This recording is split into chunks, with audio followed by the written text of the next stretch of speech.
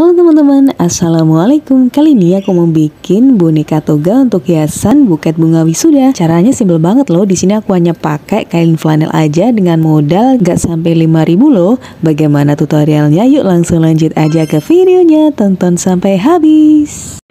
Pertama, siapkan dahulu kain flanel dengan bentuk-bentuk kayak di video ya. Untuk bagian badan, kepala, tangan, kaki, dan telinga dari boneka wisudanya.